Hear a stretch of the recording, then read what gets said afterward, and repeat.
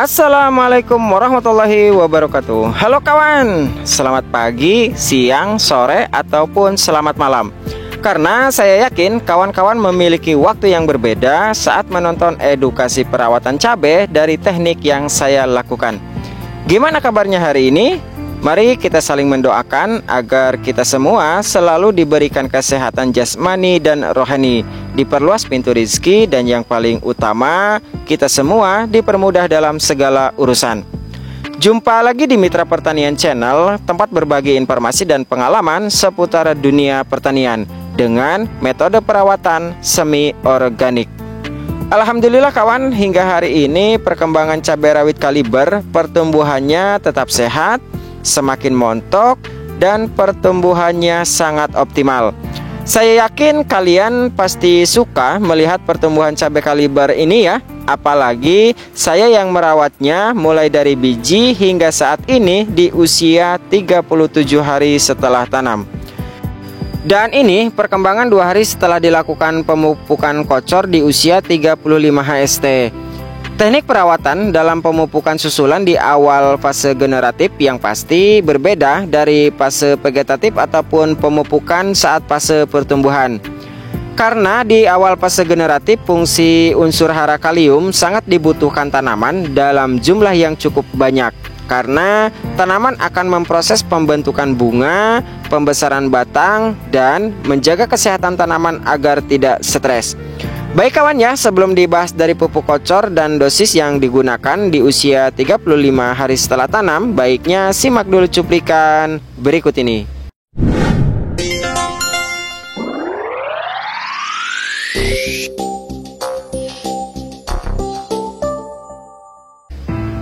Satu hal yang harus kawan ketahui dari teknik yang saya lakukan sebelum dilakukan pemupukan susulan, kondisi lubang tanam disiram terlebih dahulu hingga basah ataupun lubang tanam dalam keadaan lembab. Bertujuan agar unsur hara mampu diserap sepenuhnya oleh tanaman sehingga pupuk kimia ataupun pupuk sintetis tidak terjadi endapan di permukaan tanah. Selain akan merusak tanah karena endapan pupuk kimia juga akan memicu perkembangbiakan jamur penyebab penyakit. Meskipun pemakaian pupuk kimia ataupun pupuk sintetis yang saya pakai dosisnya sedikit, tapi dampak negatifnya perlu diperhatikan. Itulah pentingnya kenapa lubang tanam harus dalam keadaan lembab sebelum dilakukan pemupukan.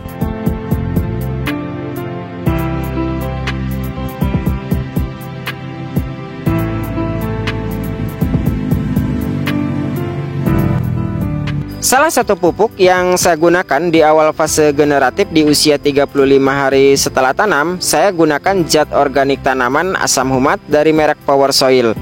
Asam humat untuk mengoptimalkan penyerapan unsur hara NPK dan meningkatkan kesuburan tanah dan tanaman. Jarak waktu pemakaian asam humat dari pemakaian sebelumnya hingga pemupukan usia 35 HST jaraknya 13 hari. Untuk dosis asam humat saya gunakan 4 sendok makan, kurang lebih takarannya 2 gram per liter.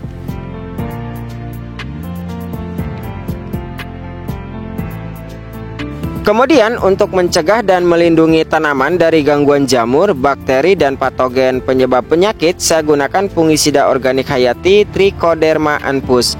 Trichoderma mampu mencegah penyakit layu bakteri, layu fusarium, bercak daun, busuk akar, busuk ranting, patek, ataupun antraknos. Fungisida anthus berfungsi untuk menguraikan pupuk sintetis ataupun pupuk kimia agar mampu diserap tanaman lebih cepat dan tidak terjadi endapan yang mengakibatkan tanah jadi rusak. Karena pada anthus, selain terdapat bakteri Trichoderma dan Gliocladium, juga terdapat bahan pengurai dan zat pengatur tumbuh tanaman seperti auksin, giberelin, dan sitokinin. Aplikasi fungisida anthus dari pemakaian sebelumnya jaraknya 13 hari, lalu untuk dosis saya pakai 4 sendok makan.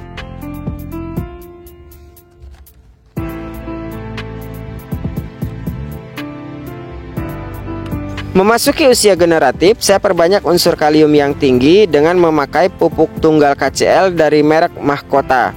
Pada pupuk KCL ini terdapat kandungan kalium sebesar 60%, Kemudian fungsi dan manfaat utama unsur kalium di masa generatif untuk memperkuat batang dan ranting tanaman sehingga tidak mudah roboh. Tanaman lebih tahan terhadap serangan hama dan penyakit karena transportasi asimilat dan enzim bekerja dengan optimal. Mencegah tanaman dari tingkat stres akibat sekaman lingkungan dan kondisi cuaca. Lebih tahan dari kekeringan dan meningkatkan hasil dan kualitas buah. Dan yang paling utama, unsur kalium mampu mencegah terjadinya kerontokan bunga dan bakal buah. KCl yang saya gunakan merek Mahkota MOP dengan kandungan kalium sebesar 60%. Saya beli kemasan repack 1 kg, harga per kilogram kisaran 13.500. Unsur K adalah unsur hara terpenting di masa generatif selain nitrogen dan fosfat. Berbeda pada masa pertumbuhan, tanaman membutuhkan lebih banyak unsur nitrogen.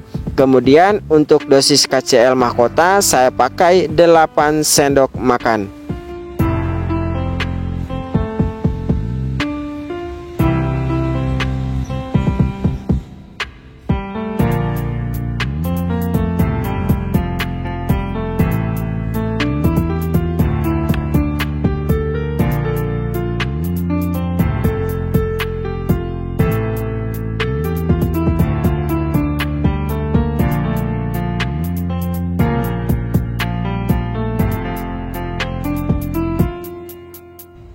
Selain pupuk tunggal KCl, saya tambahkan pupuk dengan kandungan unsur hara yang seimbang NPK 16 agar unsur hara nitrogen dan fosfat tetap tersedia.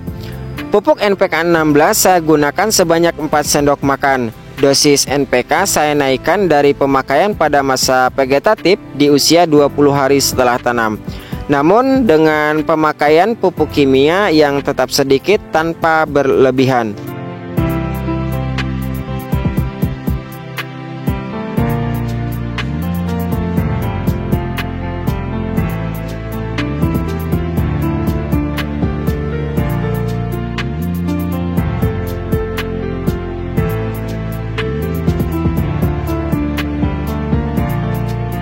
Perlu kawan ketahui bahwa di setiap fase tanaman itu memiliki kebutuhan unsur hara yang berbeda-beda di setiap perkembangannya, baik itu saat masa vegetatif atau masa pertumbuhan, masa awal pembentukan bunga perdana atau generatif, yang mana kondisi tanaman sudah pecah batang.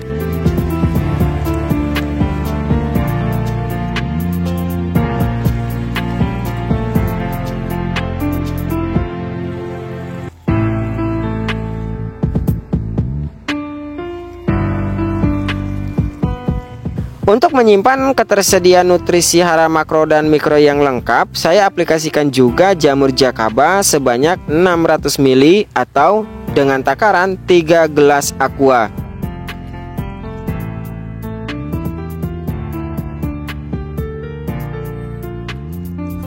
Aplikasi kocor jakaba dari pemakaian sebelumnya jaraknya 23 hari.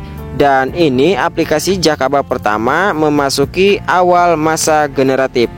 Jakaba mampu menjaga tingkat kesuburan tanah dan kesehatan tanaman karena 100% dibuat dari bahan-bahan organik.